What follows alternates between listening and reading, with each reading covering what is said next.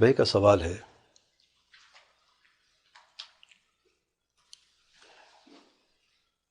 میرا توحید کامل پر یقین ہے، دین کی سمجھ کو صحابہ کی سمجھ کے مطابق لینے پر یقین ہے اور اس پر عمل بھی ہے، لیکن میرے لیے یہ کیوں ضروری ہے کہ میں اپنے آپ کو کسی فرقے سے باندھوں؟ میں صرف اپنے آپ کو مسلمان یا مومن کیوں نہیں کہہ سکتا؟ لوگ اگر میرے عمل اور عقیدے کو دیکھ کر مجھے اہل حدیث، وہابی یا سلفی کہتے ہیں، لیکن میں خود کو کسی فرقے کے ساتھ جوڑ کر اپنا تعارف کیوں کراؤں؟ یاد رکھیں، اگر آپ اپنے آپ کو یہ نہیں کہتے کہ آپ اہل حدیث ہیں یا آپ سلفی ہیں، تو آپ کی کوئی پہچان باقی نہیں رہتی۔ اس میں کوئی شک نہیں ہے کہ یہ بھی ایک فرقہ ہے فرقوں میں سے، اہل حدیث فرقہ ہے یا سلفی بھی فرقہ ہے فرقوں میں سے، اور اس فرقے میں اور ان فرقے میں یا ان فرقوں میں جو فرق ہے بالکل واضح اور بنیادی فرق ہے جو دیگر فرقے ہیں، جن کی مذمت کی جاتی ہے۔ اب سب جانتے ہیں جو معروف حدیث ہے 73 فرقوں والے حدیث، اس حدیث کے اختتام دو ملتے جلتے الفاظ سے ہے۔ ایک حدیث کا اختتام ہوتا ہے الجماعہ سے، جماعت سے، دوسرے کا اختتام ہوتا ہے علم انا علیہ واصحابی۔ فرقۃ الناجیہ کی یہ دو امتیازی علامات ہیں، صرف علامت نہیں ہے، جو آپ کو تمیز کر دیتے دوسروں فرقوں سے جو 72 فرقے جہنم رسید ہو رہے ہیں۔ غور کریں، یہودوں کے 71 فرقے بنے، یہودوں کے نصارہ کے 72 فرقے بنے، میری امت کے 73 فرقے بنیں گے، سارے کے سارے جہنم میں سوائے ایک فرقے کے۔ سبق ہم عرض کرتے ہیں وہ کون سا فرقہ ہے؟ ایک روایت میں آیا الجماعہ، جماعت، دوسری روایت میں آیا علم انا علیہ واصحابی، جس میں میں اور میرے صحابہ ہیں۔ جو مسلمانوں کو جو یہ آپ صلی اللہ علیہ وسلم کی امت میں سے جو یہ 72 فرقے جہنم میں جا رہے ہیں، لفظ فرقوں کا یاد رکھیں، فرقے ہیں، 73 سارے فرقے ہیں۔ جو نجات پانے والا فرقہ وہ بھی فرقہ ہے، جو 72 فرقے ہلاک ہونے والے وہ بھی فرقے ہیں، لیکن ان میں ایک یکسانیت ہے اور ایک امتیاز ہے جو اس ایک گروہ کے لیے جو نجات پانے والا ہے۔ یکسانیت کیا ہے؟ سب امتی ہیں، میری امت کے، آپ صلی اللہ علیہ وسلم نے فرمایا۔ جب امتی فرمایا میرے امت میں سے ہیں، تو قرآن کو مانتے ہیں کہ نہیں؟ حدیث کو مانتے ہیں کہ نہیں؟ ورنہ پھر امت میں سے تو نہ ہوئے نا۔ جو قرآن کو نہیں مانتے امتی کہاں سے ہوا؟ جو آپ امت کو نہیں مانتے امتی کہاں سے ہوا؟ تو قرآن حدیث کی بات تو کریں گے، یعنی دلیل کی بات وہ کریں گے ضرور۔ 73 فرقے سارے، صرف ایک فرقہ ہے جو قرآن اور سنت کی بات کرے گا صحیح سمجھنے کے بعد، عمل کرے گا۔ قرآن و سنت ہے، اور جماعہ یا صحابہ کے جو قید ہے یہ عام لفظ نہیں ہے، اسی پر سارا حدیث کا دار و مدار ہے۔ اگر نجات حاصل کرنی ہے، ان 72 فرقوں سے بچنا ہے، تو آپ کو پھر آپ کو نصب العین یا جماعت ہونی چاہیے یا صحابہ کرام کی سمجھ و فہم ہونی چاہیے، اور یہی امتیاز ہے اہل سنت و جماعت کا۔ اور جو فرقۃ الناجیہ ہے، اسے آپ اہل حدیث کہیں، اسے آپ اہل الاثر کہیں، اسے آپ سلفی کہیں، مختلف نام ہے لیکن ایک ہی جماعت ہے۔ اور جو 72 فرقے ہیں وہ فرقے ہیں لیکن ہلاک ہونے والے ہیں۔ گواہی اللہ تعالیٰ کے پیارے پیغمبر صلی اللہ علیہ وسلم نے دی۔ جو ایک فرقہ ہے نجات پانے والا، یہ گواہی بھی اللہ تعالیٰ کے پیارے پیغمبر صلی اللہ علیہ وسلم نے دی ہے۔ اور مزے کی بات دیکھیں، سبحان اللہ، بڑا احسان ہے ہمارے اوپر، اللہ کی خاص رحمت ہے کہ ہمیں یہ فرقے کو بتا دے کون سا ہے، اور راستے کو متعین کر دیا کون سا ہے، اور طریقہ بھی دکھا دیا کہ اگر آپ نے اس پہ چلنا ہے کیسے چلنا ہے، اور کس کی پیروی کرتے ہوئے چلنا ہے، کیسے آپ نے بچنا ہے۔ ایک لفظ میں اس پر تفصیل موجود ہے۔ صحابہ کرام کی سمجھ ہے، قرآن کی آیت ہے، آپ نے سمجھ جیسے صحابہ نے سمجھ، اس پہ عمل کیا، آپ نجات پا لیا آپ نے۔ اگر آپ نے اپنی فہم کے ساتھ، اپنی مرضی کے ساتھ، اپنے کسی امام کے قول کے پیچھے، اپنے عقل کو آگے کر کے، یا کسی بھی بنیاد پر آپ نے صحابہ اور سلف کی مخالفت کر کے عمل کیا ہے، تو آپ ہلاک ہونے والے ہیں۔ مخالفت ہوئی ہے یہاں پہ۔ اب آتے ہیں واپس سوال کی طرف، بلکہ میں اس سوال میں ایک اور بھی اضافہ کر دیتا ہوں، کیونکہ بھائی کہ یہ کہہ رہے ہیں کہ کیوں اپنے آپ کو سلفی کہوں؟ لوگ کہہ دو کہ میں نہیں کہتا اپنے آپ کو، میں اب اضافہ کر دیتا ہوں۔ کیا صحابہ اپنے آپ کو سلفی کہتے تھے؟ تو میں کیوں کہوں اپنے آپ کو؟ واضح ہو گیا. صحابہ اپنے آپ کو سلفی نہیں کہتے تھے، لیکن میں نے اپنے آپ کو سلفی کہنا ہے. فرق جانتے کیا ہے؟ صحابہ کے زمانے میں کوئی فرقہ تھا؟ اللہ تعالیٰ کے پیارے پیغمبر صلی اللہ علیہ وسلم، صحابہ موجود ہیں، ایک ہی فرقہ تھا، ایک ہی جماعت تھی، سب مسلمان تھے. مسلمان تھے نا سب؟ ٹھیک ہے. کیا آج وہی حال ہے؟ یہ امت کے فرقے موجود ہیں، مختلف فرقے ہیں، وہ فرقے میں بٹ گئے ہیں. آپ مجھے وہی زمانہ واپس لا کے دیں، میرا نام بھی ختم ہو گئے، سب مسلمان ہیں. جب زمانہ وہ نہیں رہا ہے تو آپ اسے کیسے مطالبہ کر سکتے کہ میں اس زمانے میں واپس چلوں جس کا آج وجود ہی نہیں ہے، اور اپنے پہچان بھی گوا دوں؟ میں آج رافضی کہتا ہے میں مسلمان ہوں، خوارجی کہتا ہے میں مسلمان ہوں، معتزلی کہتا ہے مسلمان ہوں، اشعری، ماتوریدی، مختلف جتنے بھی لوگ ہیں، سلفی والے، اپنے جو فلاسفہ ہیں، جو فلسفی سوچ رکھ کے اپنے عقل کو آگے کر دیتے ہیں، مختلف یہ سارے گروہ موجود ہیں. پھر آپ کو اہل تصوف صوفی جو ہے، نقش بندی ہے، سہروردی، مختلف آپ کو جو یہ نام ملیں گے. آپ کو قادیانی بھی اپنے آپ کو مسلمان کہتے ہیں؟ نہیں کہتے. آپ بھی کہتے ہیں میں بھی مسلمان ہوں. کیا پہچان ہے؟ تو اپنے آپ کو سلفی کہتے ہیں. وہ فرق ہے جو اپنے آپ کو جو کہتا ہے میں اشعری ماتریدی ہوں، یا کوئی کہتا ہے میں نقش بندی وغیرہ ہوں، اور آپ کہتے ہیں میں سلفی ہوں. جانتے ہیں زمین فرق اس میں کیا ہے؟ زمین آسمان کا فرق ہے اس میں. آپ اپنی نسبت عصمت کی طرف کرتے ہیں، جماعت عصمت ہے. عام کسی کی طرف، گروہ کی طرف جو نسبت کرتے ہیں ان کی کیا عصمت ہے؟ معصوم تو نہیں ہے نا. دیکھیں اجماع معصوم ہے کہ نہیں؟ اجماع کی جب آپ بات کریں، جماعت جو ہے وہ معصوم، اس لیے حدیث میں کیا ہے؟ الجماع علم انا علی واصحابی. صحابہ کرام کو بعض یہ بھی کچھ لوگ کہتے ہیں کہ صحابہ میں اختلاف نہیں تھا. میرے صحابہ میں اختلاف تھا بھی ہے اور نہیں بھی تھا. جن مسائل میں ان کا اختلاف نہیں تھا ہمیں کیوں اختلاف کرنا چاہیے؟ جن مسائل میں ان کے اتفاق تھا، عقیدے کے اصول کے مسائل ہیں، آج ہمارے اتفاق کیوں نہیں ہو سکتا بھائی؟ جن میں کوئی اختلاف تھا، اگر ہمارے بھی اختلاف ہو جائے کسی فقہی مسئلے میں تو کیا اس میں حرج ہے؟ لیکن دلیل کی روشنی میں اور علم کی بنیاد پہ ہو تو کیا مسئلہ ہے اس میں؟ لیکن یہ کہنا کہ اپنے آپ کو سلف اس لیے نہیں کہنا کہ یہ فرقہ بن جاتا ہے. فرقہ تو ہے میرے بھائی. یہ فرقہ کب بنا ہے؟ یاد رکھیں، جب سب مسلمان تھے، کوئی فرقہ نہیں تھا تو ہم سب مسلمان تھے. ایک فرقہ نکلا جہمیہ کا، معتزلہ کا، اشاعرہ کا، ماتریدیہ کا، کلابیہ کا، اہل تصوف کا، کرتے سب اس صراط مستقیم سے سب ہٹ رہے جا رہے ہیں. جب سارے فرقے اس امت میں سے نکلے، سب اپنے آپ کو مسلمان ہی کہتے تھے. ایک فرقہ باقی آخر میں بچا جو اسی راستے پر قائم ہے، دائیں بائیں کہیں نہیں گیا. اس کی پہچان کیا ہے؟ انا علیہ واصحابی. اسی حدیث کو تھامے رکھا، جماعت کو حدیث کو تھامے رکھا. جو گزرے ہوئے اچھے لوگوں کیا کہا جاتا ہے؟ انہیں سلف. اور سلف کی پیروی کرنے والے کو کیا کہا جاتا ہے؟ سلفی. تو یہ تو اپنی جگہ پر قائم ہے نا، یہ تو کہیں نہیں گیا ہے.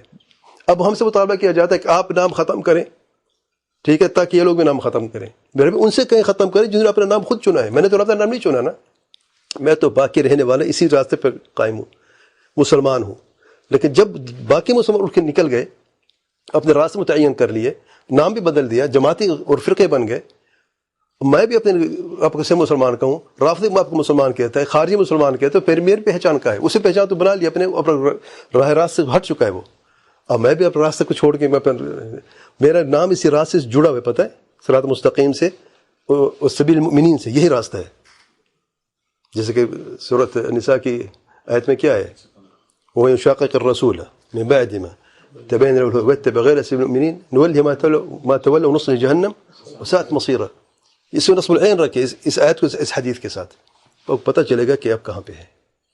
تو پھر آخر مجھے یہ بتائیں، اگر میں کوئی شخص کہتا ہے آپ کو میں کہتا مسلمان ہوں، آپ کہاں کے مسلمان؟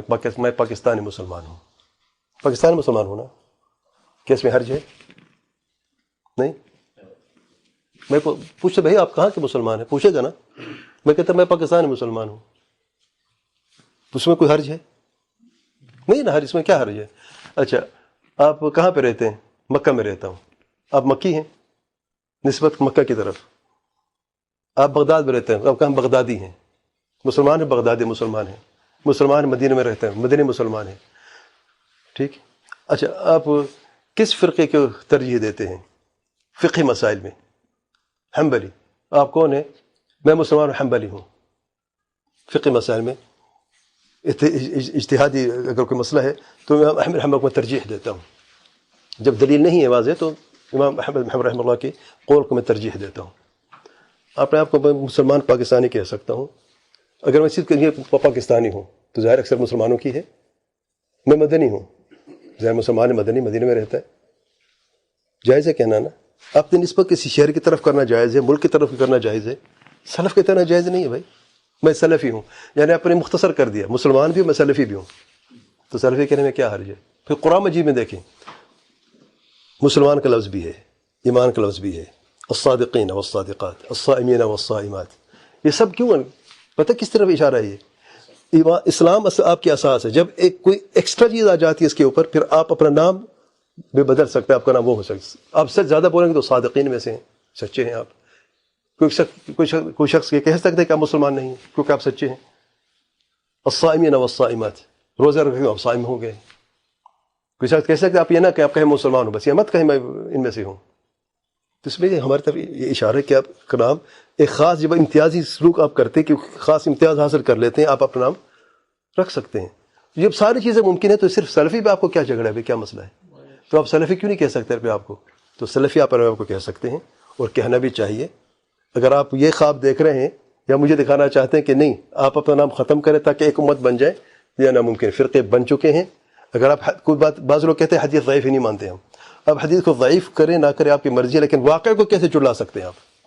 واقعہ میں فرقے موجود ہیں کہ نہیں؟